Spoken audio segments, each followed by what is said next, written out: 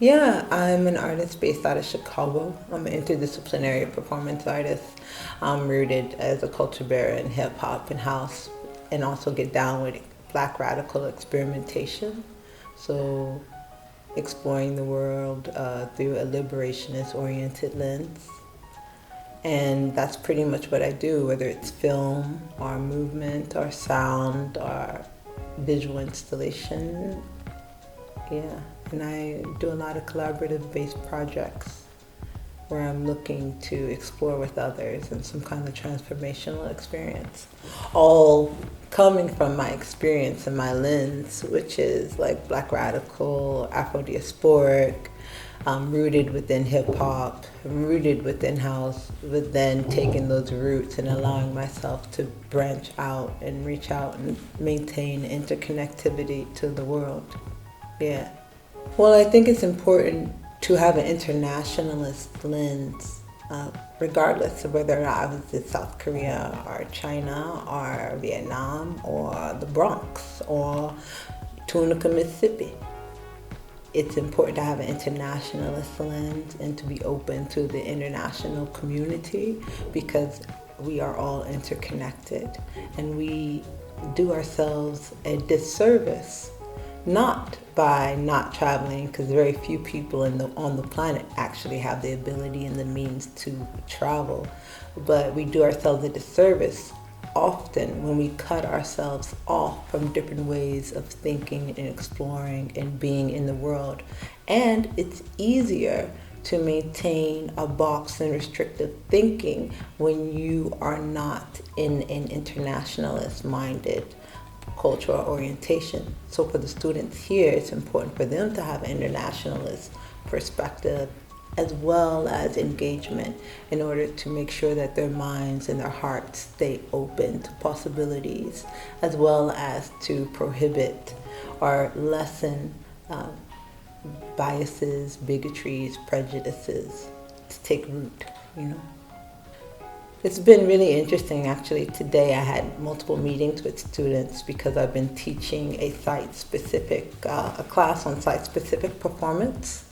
And this particular class that I'm teaching looks at how we can understand the principles of play to create a co-collaborative environment and an experimental environment for community-based site-specific performance works that engage the physicalities, the architecture of a space, as well as considers our social relationships as a type of construction that can be deconstructed, revitalized, and reimagined.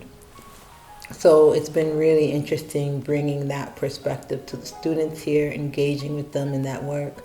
I'm also building a work co-collaboratively or co-authored to a certain extent with the students here based on a current project I have going on, but in a very Seoul Arts Institute way, because the vast majority of the people that are engaging with me, these younger artists, are Korean.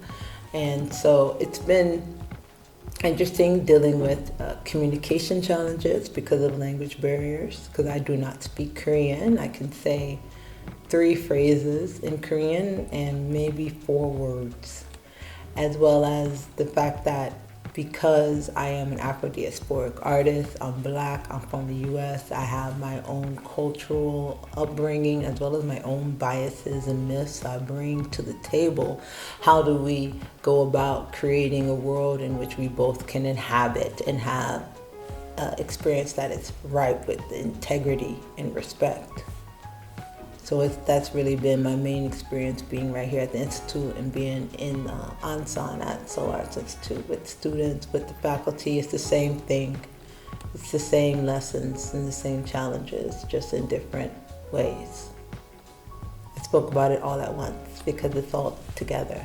This issue of challenges and communication and my experiences being here also are reflected in the art performance that we're doing. And that art performance is rooted in the lessons that I'm teaching via the Friday site-specific performance class.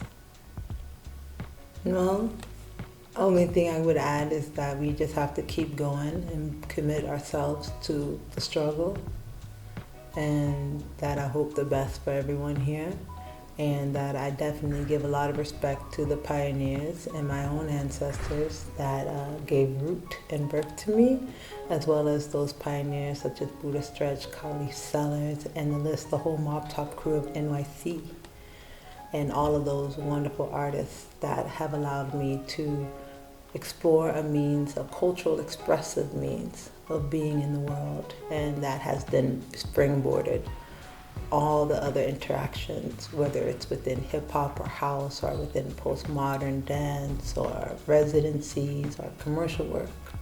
So I want to give a shout out to all of those beautiful Black beings who have brought me to where I am right now. And thank you as well, Tay, of Soul Arts Institute. Well, I know people such as art therapists, and I do believe within my own cultural upbringing, art has been considered a healing modality.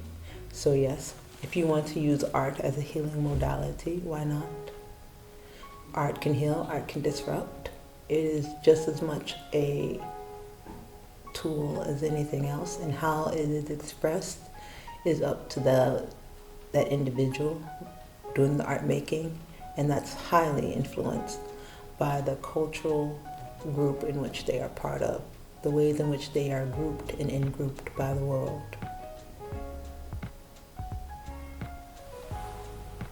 Thank you very much. You're welcome.